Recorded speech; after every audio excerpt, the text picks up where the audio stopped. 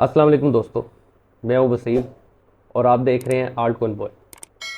आज हमारी सीरीज़ की दूसरी वीडियो है। जैसा कि कल मैंने इंट्रोडक्शन की वीडियो में आपको बताया था कि हम क्रिप्टो ट्रेडिंग सीरीज़ का आगाज़ कर रहे हैं और आज हम अपने सबसे पहले टॉपिक पे बात करेंगे, कोई भी टाइम ज़ाया किए बगैर।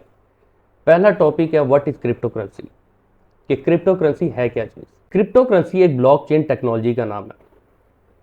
पहली ब्लॉकचेन जिस शख्स ने बनाई थी, पता नहीं उसे शख्स कहना ठीक भी है या नहीं है, उसका नाम है सतोशी नाकामोटो। और सतोशी नाकामोटो एक अनोनिमस पर्सनैलिटी है।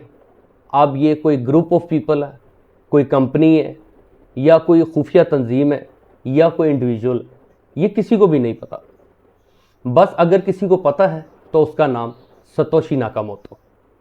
सतोशी नाकामोटो ने एक ब्लॉकचेन बनाई थी। अब ब्लॉकचेन क्या है, किस तरह से काम करती है, ये बाकायदा एक पूरी वीडियो बनाई जाएगी आपको बताने के लिए, आपको सिखाने के लिए कि एक्चुअली ब्लॉकचेन वर्क किस तरह से करती है। लेकिन आज हमारा टॉपिक ये नहीं है। आज हमारा टॉपिक है कि क्रिप्टो करेंसी क्या है। क्रिप्टो करेंसी एक ब्लॉकचेन टेक्नोलॉजी है जिसको सबसे पहले बनाया, जैसा कि मैंने आपको बताया, सतोशी नाकामोटो ने। सवाल ये पैदा होता है कि इसको बनाया क्यों गया। इसको इसलिए बनाया गया ताकि हमारी दुनिया में, सिर्फ पाकिस्तान में नहीं, पूरी दुनिया में जितना भी फाइनेंशियल इकोसिस्टम है या बैंकिंग सिस्टम है, इसको ख़त्म किया जा सके। क्योंकि जितना भी बैंकिंग सिस्टम है इस टाइम दुनिया के अंदर, उसको हम सेंट्रलाइज्ड बोलते हैं। ये एक सेंट्रलाइज्ड इकोसिस्टम है।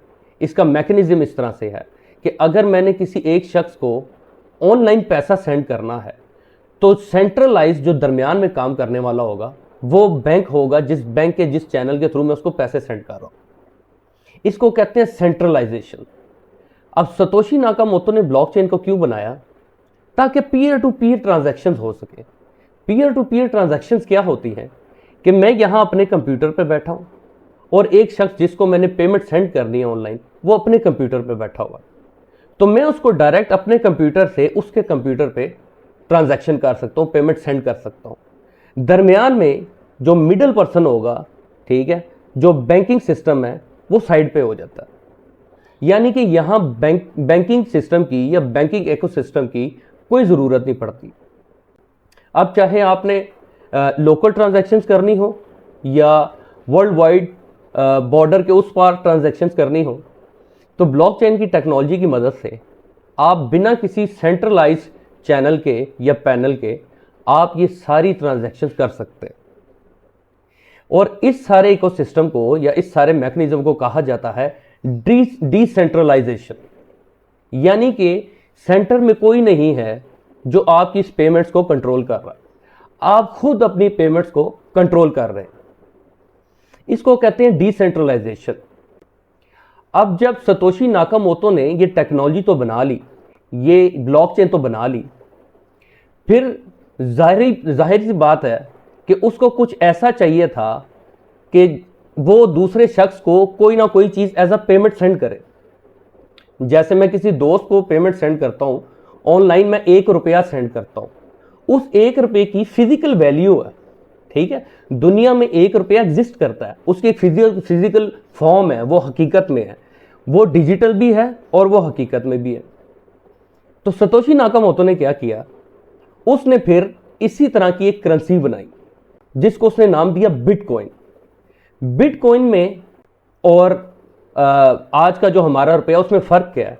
बिटकॉइन की कोई भी फिजिकल फॉर्म नहीं है, ना तो वो सिक्कों में आता है, कॉइन्स में आता है फिजिकल फॉर्म में, और ना वो किसी पेपर नोट है वो, ठीक है। उसकी कोई एग्जिस्टेंस नहीं है रियल वर्ल्ड में। रियल वर्ल्ड में बिटकॉइन सिर्फ एक डिजिटल करेंसी है। और बिटकॉइन को बनाया क्यों गया? लेट सपोज कि मैंने किसी अपने दोस्त को मुल्क से बाहर कुछ पेमेंट सेंड कर दी है। वो पेमेंट है लेट सपोज 1 लाख रुपए। तो 1 लाख रुपए की जगह मैं यहां से उसे अल्लाह करे ऐसा कभी देना है तो 1 लाख BTC सेंड कर रहा हूं, ठीक है। जब मैं उसे 1 लाख BTC सेंड कर रहा हूं, दैट मीन्स कि मैं उसे 1 लाख रुपया ही सेंड कर रहा हूं। लेकिन उस 1 लाख रुपए की जो मैंने उसको ऑनलाइन सेंड की है, कोई फिजिकल फॉर्म नहीं है। वो सिर्फ वर्चुअल है, ऑनलाइन है। और जो मेरा दोस्त वहां पर इसको रिसीव कर रहा है वो फिर वहां के पैसों के अगेंस्ट रियल मनी ले सकता है। रियल मनी मीन्स जो पैसा फिजिकल फॉर्म में एग्जिस्ट करता है दुनिया में, वो ले सकता है। इस चीज का नाम है क्रिप्टो करेंसी। और इसको सबसे पहले इसका जो क्रिएटर है उसका नाम है सतोशी नाकामोटो, जो कि आज तक अनोनिमस है। अनोनिमस मतलब कि किसी को नहीं पता कि वो कोई शख्स है, वो कोई पूरा इंस्टीट्यूट है, ग्रुप ऑफ पीपल है, इंडिविजुअल है, कौन नहीं है, इसका किसी को भी नहीं पता। तो ये था आज का हमारा पहला टॉपिक। उम्मीद है कि मैंने आपको आसान से आसान अल्फाज में समझाया होगा। अगर फिर भी आपको वीडियो में कोई चीज़ समझ नहीं आई तो आप मुझे कमेंट्स में बता सकते हैं। मैं इससे भी अगली वीडियो में कोशिश करूंगा कि और आसान ज़ुबान और आसान अल्फाज और अच्छी तरह आपको समझा सकूं। तो जाने से पहले चैनल को ज़रूर सब्सक्राइब कीजिएगा, वीडियो को लाइक और शेयर कीजिएगा। मिलते हैं अपने अगले टॉपिक में, तब तक अल्लाह हाफिज़, शुक्रिया।